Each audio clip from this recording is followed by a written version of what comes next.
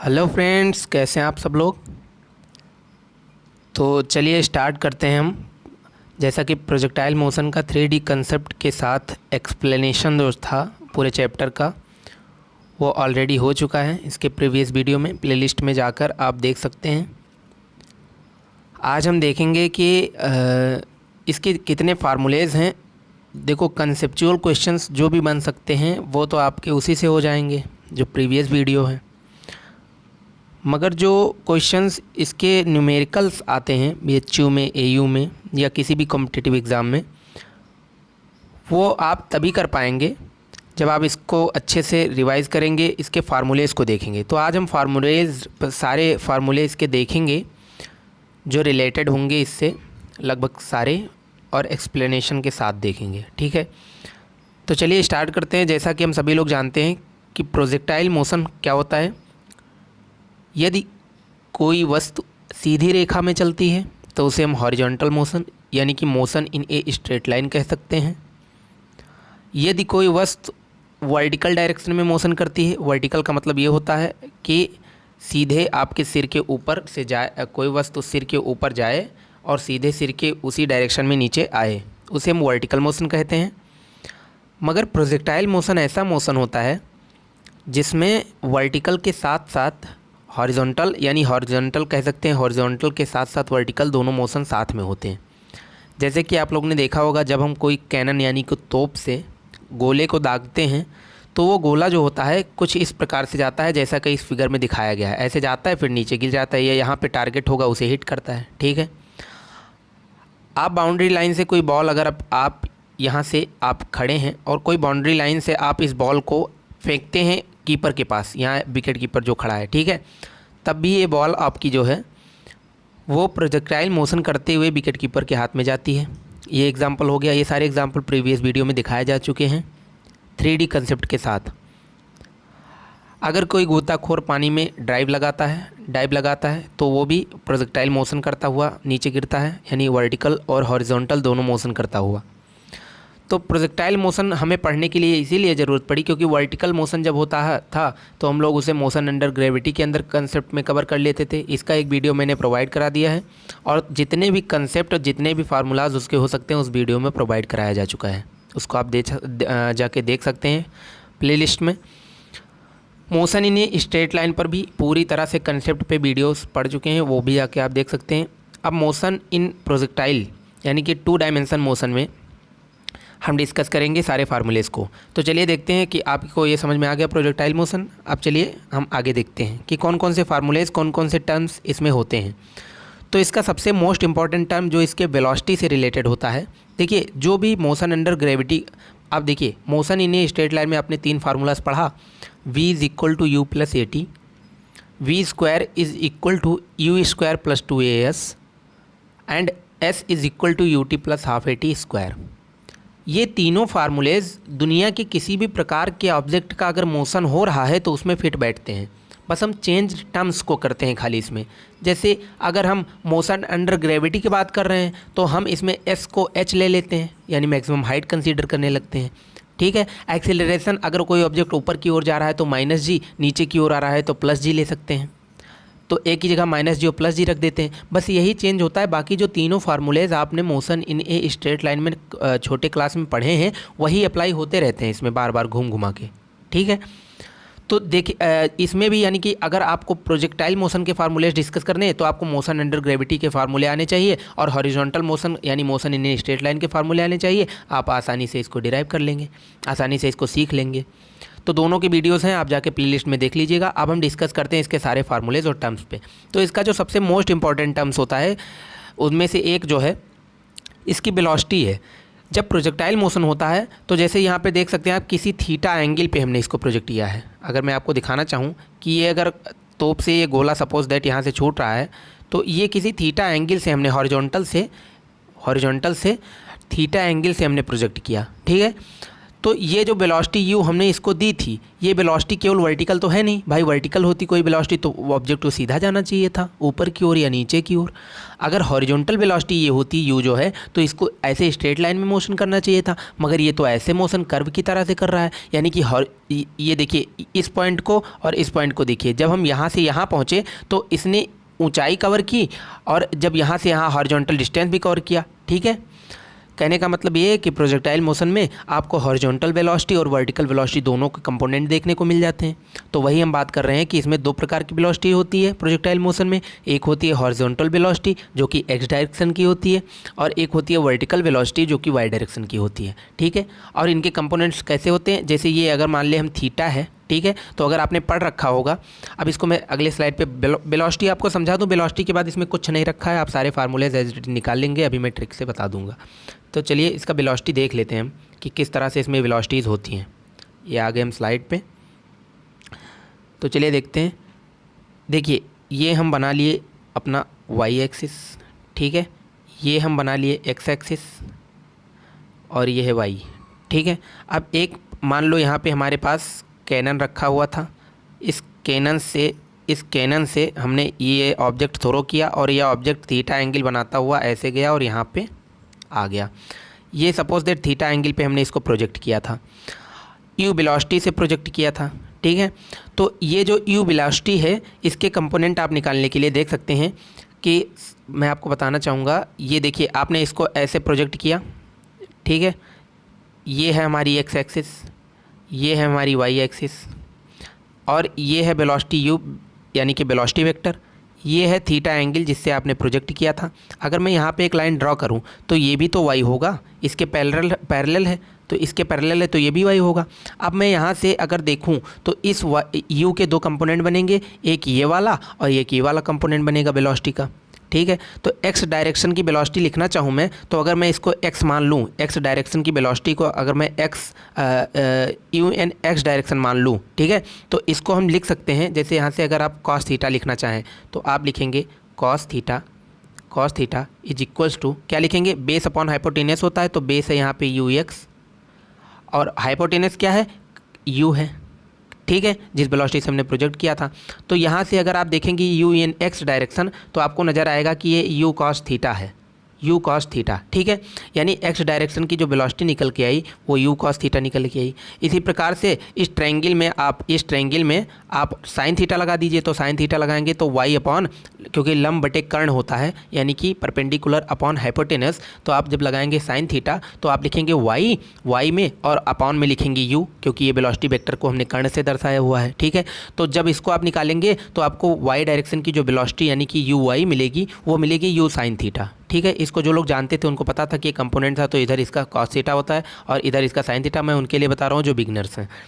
ठीक है, तो इस तरह से आप एक दिमाग में बात, आप कुछ ना रटिए, मैं आपको रटने के लिए नहीं कह रहा हूँ, लेकिन एक चीज़ आप बिल्कुल रट लीजिए कि एक्स डायरेक्शन की वेलोसिटी, हॉरिजॉन्टल डायरेक्शन की वेलोसिटी जो प्रोजेक्टाइल मोशन में होती है वो होती है you cos theta, you cos theta, you cos theta, और जो वर्टिकल डायरेक्शन की वेलोसिटी होती है वो होती है you sine theta, you sine theta. उसके बाद कुछ रटने की ज़रूरत नहीं है, सब समझ जाएंगे। चलिए अब देखते हैं, हम अपने स्लाइड पे चलते हैं और सारे फार्मूलेस को टाइप वाइज डिस्कस करते हैं।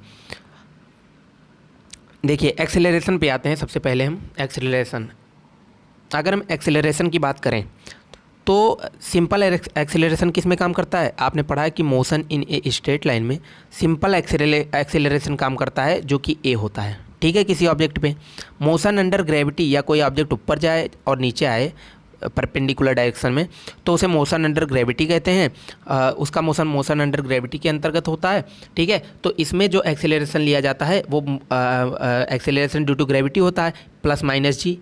लगता तो माइनस जी ही है, लेकिन समझने के लिए हम इसको एक बार प्लस एक बार माइनस कंसीडर करते हैं, इसकी चर्चा हो चुकी है। ठीक है, लेकिन प्रोजेक्टाइल मोशन में क्या होता है, प्रोजेक्टाइल मोशन में अब देखो, प्रोजेक्टाइल मोशन में दोनों मोशन होता है, एक तो हॉरिजॉन्टल डायरेक्शन का मोशन होता है और एक मोशन होता है वर्टिकल डायरेक्शन का। तो वर्टिकल डायरेक्शन का मोशन कौन करेगा, वर्टिकल वेलोसिटी। वर्टिकल वेलोसिटी क्या रटाई थी, यू साइन थीटा होती है, यानी यू साइन थीटा वाली जो वेलोसिटी होती है, वेलोसिटी इन वाई डायरेक्शन, वो करती है वर्टिकल मोशन, और U in x direction is equal to you cos theta जो आपको रटाया था वो करता है हॉरिजॉन्टल ठीक है। तो हॉरिजॉन्टल एक्सीलरेशन काम करेगा किसमें, हॉरिजॉन्टल वेलोसिटी के कंपोनेंट में, और वर्टिकल एक्सीलरेशन किसमें काम करेगा, acceleration due to gravity vertical velocity के लिए। तो जब वर्टिकल वेलोसिटी के लिए कोई आप फार्मूला लिखेंगे, जैसे आपको लिखना है final velocity in y direction of vertical motion, तो आप लिखेंगे v y is equal to u कौन सा रखेंगे आप, वो रखेंगे वाई डायरेक्शन का यानी यू साइन थीटा, और एक्सेलरेशन माइनस जी रखेंगे और टी लिखेंगे, तो आप लिखेंगे v y is equal to u sine theta minus का जी टी। ये एक्सप्रेशन आप डिराइव कर लेंगे, ठीक है, इस तरह से समझिए। तो आप ये ध्यान रखिए कि जो वर्टिकल वेलोसिटी होती है, वर्टिकल वेलोसिटी जो हमारी यू साइन थीटा होती है, यू साइन थीटा जो वर्टिकल वेलोसिटी होती है, इस पर माइनस जी हमेशा किसी भी दुनिया के किसी भी प्रोजेक्टाइल मोशन में आपको माइनस जी वेलोसिटी ही minus g acceleration due to gravity vertical velocity के लिए देखने को मिलेगी, ठीक है। और एक्सीलरेशन और क्या कहते हैं, वो जो हॉरिजॉन्टल वेलोसिटी थी हमारी, जो यू साइन थीटा थी, एक मिनट, यू कॉस थीटा, ठीक है, यू कॉस थीटा जो हॉरिजॉन्टल वेलोसिटी थी, आप देखेंगे कि इसमें कोई एक्सीलरेशन काम नहीं करता है, एक्सीलरेशन ड्यू टू ग्रेविटी, ठीक है।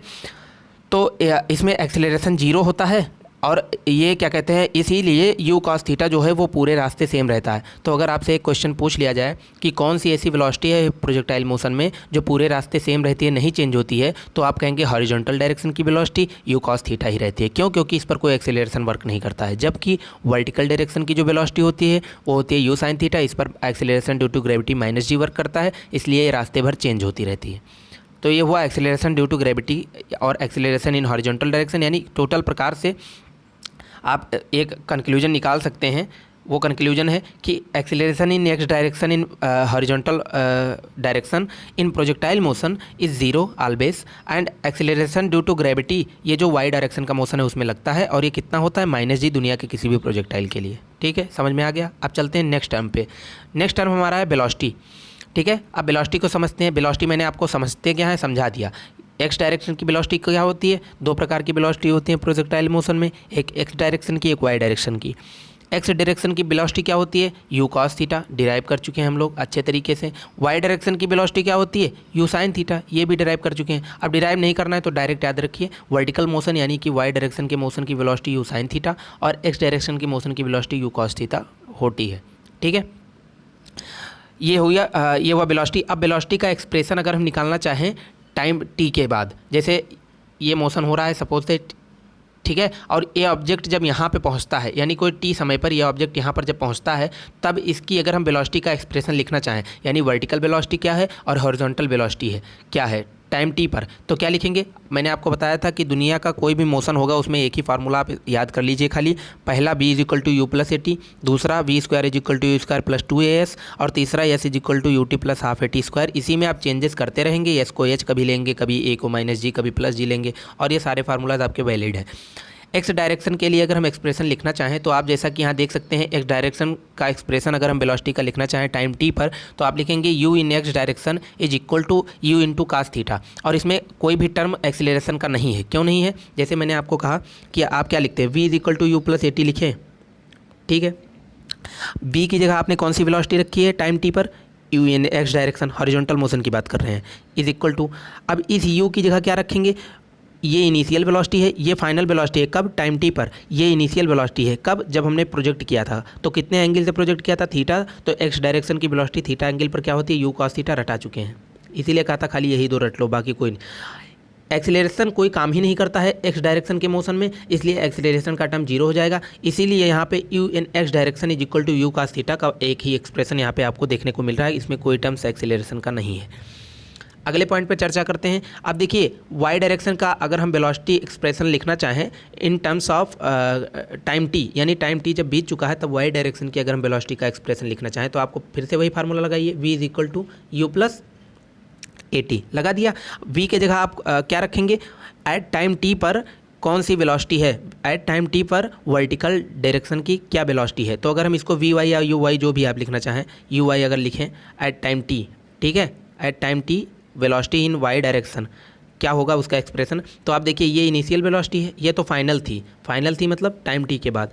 इनिशियल वेलोसिटी यू क्या होती है वाई डायरेक्शन की, यू साइन थीटा होती है, ठीक है। और ए क्या होता है प्रोजेक्टाइल मोशन के दौरान हमेशा -g, और टाइम पहले से लिखा था, यानी कि अब आप अगर इसका एक्सप्रेशन देखेंगे तो लिखा है u y is equal to u sine theta minus g t. इस प्रकार से आप एक्सप्रेशन लिख सकते हैं, मैंने आपको समझा दिया। ठीक है, अब अगले पॉइंट पे हम चलते हैं। अब इनका अगर रिजल्टेंट आपको निकालना है, यानी दोनों वेलोसिटीज़ का रिजल्टेंट अगर टाइम टी पे निकालना है, सपोज दैट यहाँ से कोई मोशन करता हुआ ऑब्जेक्ट आया, टाइम टी पर यहाँ पहुँचा, तो इस जगह पे इसकी एक वेलोसिटी हॉरिजॉन्टल डायरेक्शन में होगी, उसे हम कहेंगे ux, एक वेलोसिटी इसकी वर्टिकल डायरेक्शन में होगी, उसे कहेंगे uy, और इनका जो रिजल्टेंट होगा वो वेलोसिटी इसकी टोटल वेलोसिटी होगी यहाँ पे इस पॉइंट पे। ठीक है, x और y का रिजल्टेंट उसको निकालेंगे कैसे, under root ux square plus uy square से। ठीक है, समझ गए, वेक्टर का कॉन्सेप्ट है ये। चलिए अब इनिशियल वेलोसिटी पे चलते हैं और फाइनल वेलोसिटी पे चलते हैं। Initial velocity in x direction, the initial velocity in can be expressed as x components and y components, यानी कि जिस वेलोसिटी से हम किसी ऑब्जेक्ट को प्रोजेक्टाइल मोशन करवाते हैं वो दो कंपोनेंट में बढ़ जाती है। बहुत अच्छे से डिस्कस किया जा चुका है। क्या होता है, एक्स डायरेक्शन की वेलोसिटी यू कॉस थीटा हो जाती है और हमारे वाई डायरेक्शन की वेलोसिटी यू साइन थीटा हो जाती है। ये हो चुका। In this equation, u stand for initial velocity, magnitude and theta refers to projectile motion या projectile angle। अब चलिए टाइम ऑफ फ्लाइट देखते हैं। अब देखिए टाइम ऑफ फ्लाइट, इसके जितने भी प्रोजेक्टाइल मोशन के फार्मूलेज हैं अब आप चुटकी में डिराइव कर लेंगे। मैं आपको सभी को लिख के बताता हूँ, उसके बाद समझाने के बाद मैं आपको ले चलता हूँ कि कैसे यहाँ पे लिखें। याद करने की क्या ज़रूरत थी, मैंने क्या कहा था, केवल एक चीज़ याद रखिएगा, क्या, एक्स डायरेक्शन की वेलोसिटी प्रोजेक्टाइल मोशन में u cos theta, y direction की वेलोसिटी प्रोजेक्टाइल मोशन में यू साइन थीटा। ख़त्म काम। अब आपको कुछ नहीं याद करना है, अब मैं आपको सारे फार्मूले लिख के बताता हूँ। केवल मोशन अंडर ग्रेविटी का कंसेप्ट आपका क्लियर होना चाहिए, जो प्रीवियस वीडियो में बहुत अच्छे से क्लियर करवाया गया है। तो पहला अगर हम फार्मूला देखना चाहें, अगर हम पहला फार्मूला इसका देखना चाहें तो सबसे पहला फार्मूला आता है कि वह टाइम फाइंड करिए जब ऑब्जेक्ट जो है मैक्सिमम हाइट प्राप्त कर ले। ठीक है, वह टाइम जब ऑब्जेक्ट मैक्सिमम हाइट प्राप्त कर ले। जैसे कि मैंने कहा कि यहाँ पे एक प्रोजेक्टाइल मोशन हो रहा है, ये मैक्सिमम हाइट है इसकी, जहाँ पर वेलोसिटी इन वाई डायरेक्शन ये 0 हो जाता है। ठीक है, तो अगर ये मैक्सिमम हाइट है तो इस हाइट को अटेन करने में यहाँ से यहाँ तक ऑब्जेक्ट को पहुँचने में कितना समय लगा, ये time to attain maximum height होता है। और ये कितना होता है, ये आपको मैंने मोशन अंडर ग्रेविटी में बताया था, ये u/g होता है। और यहाँ पे u कौन सा लेना है, क्योंकि हॉरिजॉन्टल चेंज नहीं होता है, इसलिए हम वर्टिकल डायरेक्शन की मोशन कंसीडर करेंगे और ये uy लेंगे। ठीक है, तो आपको कुछ नहीं याद करना है, आपको खाली इतना याद करना है कि time to attain maximum height is equal to u/g होता है। और यहाँ पे u रखना कौन सा है, y डायरेक्शन का, तो y डायरेक्शन का u क्या होता है, इसीलिए रटाया था, u साइन थीटा और अपान में g। ठीक है, अब होता है, ये देखो फार्मूला आपका बन गया। तो आपको केवल ये याद रखना, तो ये कहाँ, मोशन अंडर ग्रेविटी में पहले ही आप सीख चुके हैं। दूसरा देखिए, मैं क्या कहूँ, टोटल टाइम ऑफ फ्लाइट अगर आपको मैं पूछूं तो देखिए, अगर कोई प्रोजेक्टाइल मोशन हो रहा है तो यहाँ से यहाँ जितना समय इसको मैक्सिमम हाइट अटेन करने में लगेगा, मैक्सिमम हाइट से नीचे उतरने में भी उतना समय लगेगा। टी यहाँ तो 2t हो गया ना। तो अगर मैं इस फार्मूले में मल्टीप्लाइड बाई 2 कर दूँ क्या टोटल टाइम ऑफ फ्लाइट निकल आएगा, यानी कि जब तोप से हमने गोले को छोड़ा तो वो कितनी देर तक हवा में रहा, उसके बाद ज़मीन पर गिरा, वो टोटल टाइम ऑफ फ्लाइट होता है। और ये होता है 2u/g। तो अगर 2u/g हम लिखना चाहें, 2u/g, ठीक है, तो अगर दूसरा फार्मूला हम लिखना चाहें, total time of flight is equal to 2u/g। और किसकी वेलोसिटी लेनी है, मोशन अंडर ग्रेविटी की वेलोसिटी लेनी है। मोशन अंडर ग्रेविटी में कौन सी वेलोसिटी वर्क कर रही है, वर्टिकल डायरेक्शन की, और ये वेलोसिटी होती कितनी है, u साइन थीटा। तो आप लिख देंगे 2u sine theta divide by g।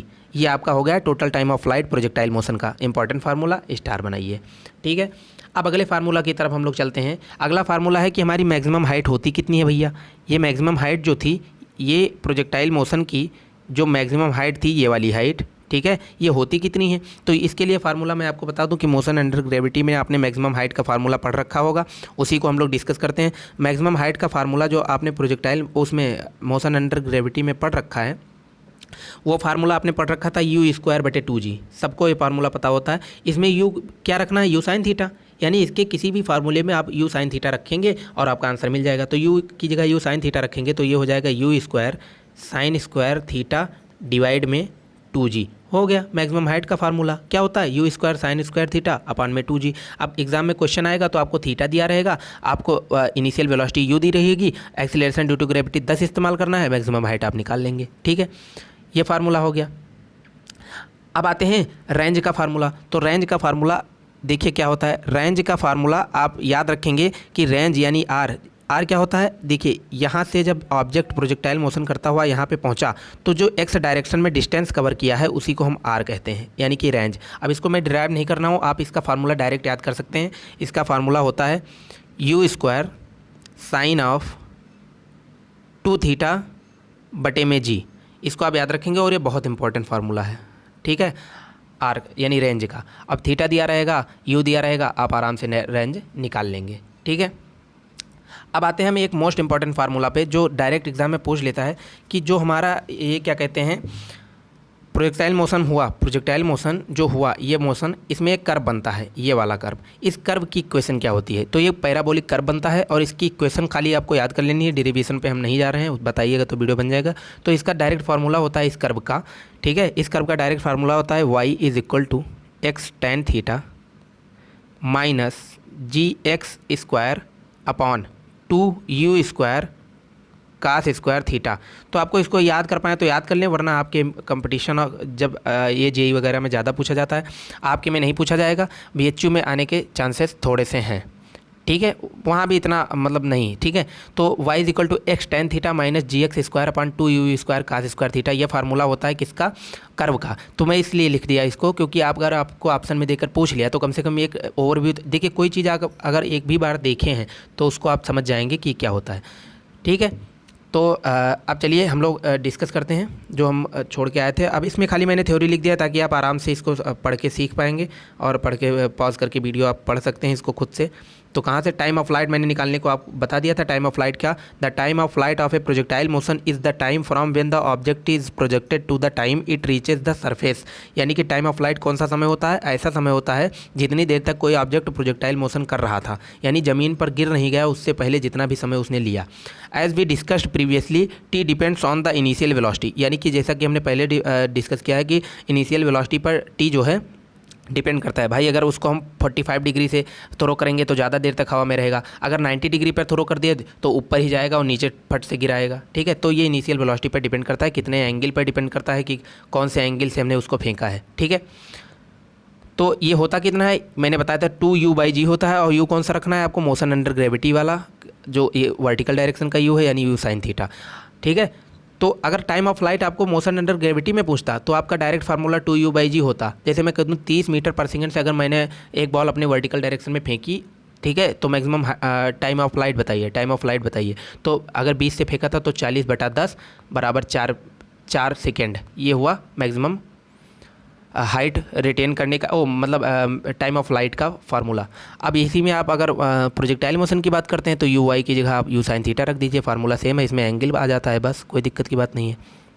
Maximum height मैंने आपको बता दिया, the maximum height is reached when by is equal to 0। Using this we can rearrange velocity equation to the time it will take for the object reach maximum height, ठीक है। तो ये भी मैंने बता दिया था आपको, u/g होता है और ये u sin थीटा हो जाएगा ऊपर और बटे g, ये भी आपको हम समझा चुके हैं। मैक्सिमम हाइट का formula u²/2g motion under gravity में होता है, लेकिन यहाँ पे u रखना है आपको वर्टिकल डायरेक्शन मोशन की वेलोसिटी जो कि u sin थीटा होती है, तो हो जाएगा u² sin² थीटा/2g, ये भी हो चुका। अब डिस्प्लेसमेंट की बात करते हैं। देखिए डिस्प्लेसमेंट का अब ये अपने आप से आप लिख लेंगे, कैसे लिख लेंगे, डिस्प्लेसमेंट का आप जो है अपने आप से लिख लेंगे, एक्सप्रेशन ही लिखना है, कोई ज़्यादा दिक्कत की बात नहीं है। देखिए अगर हम x डायरेक्शन के डिस्प्लेसमेंट की बात करें तो आप जानते हैं x यानी s is equal to ut plus half at², वही फार्मूला यार। अब u की जगह अगर x डायरेक्शन की मोशन की बात करें तो आप u cos थीटा लिख देंगे, ठीक है। और प्लस में a इज इक्वल टू 0 होता है, u यानी हॉरिजॉन्टल डायरेक्शन में कोई एक्सेलरेशन काम नहीं करता प्रोजेक्टाइल मोशन में, तो यहाँ 0 लिख देंगे, वही तो लिखा है यहाँ। x डायरेक्शन का जो डिस्प्लेसमेंट होता है वो x is equal to ut cos theta, यानी u cos theta into t, यहाँ पे ut था तो यहाँ पे भी t मल्टीप्लाई कर लीजिए, ठीक है। अब इसका देखते हैं, अगर हम y डायरेक्शन का डिस्प्लेसमेंट देखना चाहें तो s is equal to ut plus half at लगाइए, तो s की जगह y आ जाएगा और u की जगह आ जाएगा आपका u sin थीटा, क्योंकि वर्टिकल डायरेक्शन की वेलोसिटी की बात कर रहे हैं। t की जगह टाइम आपका यहाँ पे लिखा ही हुआ है, और प्लस में हाफ at² था, लेकिन a की जगह माइनस g कर दी है तो माइनस में हाफ gt² हो गया। बस ऐसे लिख लेंगे आप। केवल आपको एक चीज़ याद होनी चाहिए, मैंने जो पहले ही बताई थी, x डायरेक्शन की वेलोसिटी जो होती है वो u cos theta, y direction की जो वेलोसिटी होती है जो मोशन अंडर ग्रेविटी के अंतर्गत आएगी वो u sin थीटा होती है प्रोजेक्टाइल मोशन में, बस ख़त्म। अब देखिए, इसका अगर रिजल्टेंट डिस्प्लेसमेंट निकालना है तो वही जैसे कि वेलोसिटी रिजल्टेंट निकाली थी अंडर रूट करके, वैसे ही आप डिस्प्लेसमेंट भी अंडर रूट करके निकाल सकते हैं। पैराबोलिक ट्रेजेक्ट्री यानी कि जो पैराबोला बनता है प्रोजेक्टाइल मोशन के दौरान, उसकी इक्वेशन क्या होती है मैंने पहले लिख के आपको बता दी थी। यहाँ भी देख सकते हैं y = x tan theta minus gx² / 2u² cos² theta. याद कर पाएँ तो कर लें, वरना कोई बहुत इंपॉर्टेंट नहीं है। अब हम चलते हैं कि आपको एक शॉर्ट में फार्मूला पूरा दिखा दें हम, ताकि आपको याद रहे। देखिए, मोशन इन ए प्लेन अगर हम बात करते हैं तो मोशन इन ए प्लेन में देखिए सर्कुलर मोशन भी होता है और प्रोजेक्टाइल मोशन भी होता है। यानी कि एक प्लेन के मोशन की बात करें तो उसमें सर्कुलर मोशन हमारा आता है, प्रोजेक्टाइल मोशन तो सर्कुलर मोशन हम आगे डिस्कस करेंगे, प्रोजेक्टाइल मोशन का चैप्टर हमारा चल रहा है। तो देखिए, equation of motion in a straight line, जैसा कि हमने पढ़ा था v = u + at, s = ut + ½ at², b² = u² + 2as, और यहाँ पे ये टर्म्स सारे लिखे हैं कि क्या क्या होता है। Equations of motion in a plane, अगर हम प्लेन की बात कर लें तो प्लेन में भाई 2 डायमेंशनल ऑब्जेक्ट को प्लेन कहते हैं। जैसे x का भी मोशन कंसीडर करना पड़ेगा, y का भी करना पड़ेगा, ठीक है। तो आप x डायरेक्शन की वेलोसिटी का एक्सप्रेशन, फिर x डायरेक्शन का डिस्प्लेसमेंट का एक्सप्रेशन, वही जो हमने प्रीवियस डिस्कस किया है यार, अभी वही का चार्ट है, ताकि आपको याद रहे। तो आप पढ़ सकते हैं कि क्या क्या है क्या नहीं है। अब हम आगे चलते हैं। प्रोजेक्टाइल मोशन, ये देखिए, अब ये मैं स्लाइड इसलिए आपको लेके आया हूँ कि आप आसानी से इसको एक ही स्लाइड में रिवाइज कर सकें। पढ़ना अलग बात होता है और टिप पर याद रहे अलग बात होता है। y = ax + bx² टाइप का पैराबोला आपके पास बनता है। u sin theta vertical direction की velocity, u cos theta horizontal direction की वेलोसिटी। u sin थीटा वाली वेलोसिटी पे मोशन अंडर ग्रेविटी काम करता है, जिस पे -g एक्सीलरेशन नीचे की ओर काम करता है, ठीक है। अब आते हैं फार्मूलाज फॉर प्रोजेक्टाइल मोशन। जैसा कि मैंने आपको सारे फार्मूला पढ़ा दिए हैं। Components of velocity at time t, मैंने बताया था u इन x direction u cos theta होगा। टाइम t की बात कर रहे हैं, अगर इनिशियल वेलोसिटी में x डायरेक्शन का कंपोनेंट आपसे पूछेंगे, इनिशियल वेलोसिटी यानी इनिशियल टाइम, जब टाइम = 0 है, तब अगर हम आपसे x डायरेक्शन की वेलोसिटी पूछते हैं प्रोजेक्टाइल मोशन के दौरान, तो आप कहेंगे u cos थीटा होगी। y डायरेक्शन की u sin थीटा होगी, ठीक है। लेकिन अगर टाइम t हो जाए, यानी कि कोई प्रोजेक्टाइल करता हुआ यहाँ ऑब्जेक्ट पहुँचे टाइम t के बाद, तब इसकी x डायरेक्शन की वेलोसिटी और y डायरेक्शन की वेलोसिटी का एक्सप्रेशन हम इस फार्मूले से निकालते थे, जो डिस्कस हो चुका है, ये और ये, ठीक है। Next formula, position at time t, यानी कि पोजीशन या स्थिति s डिस्प्लेसमेंट के अनुसार हम डिफाइन करते हैं, तो उसका भी एक्सप्रेशन हम पीछे देख चुके हैं, आप देख लिए हैं। Equation of path of projectile motion y = x tan theta minus, ये भी देख चुके हैं। टाइम ऑफ मैक्सिमम हाइट यानी time to attain maximum height u sin theta / g होता है। और ये देखिए सारे फार्मूलाज हैं, खाली वही जो हम डिस्कस कर चुके हैं। टाइम ऑफ फ्लाइट क्या होता है, 2u/g होता है, 2u sin theta / g। Maximum height of projectile क्या होता है, u² sin² theta / 2g। Horizontal range of projectile क्या होता है, u² sin 2 थीटा / g लिखा हुआ है। और अगला देखते हैं, मैक्सिमम हॉरिजॉन्टल रेंज कितने होता है, थीटा = 45 डिग्री होगा।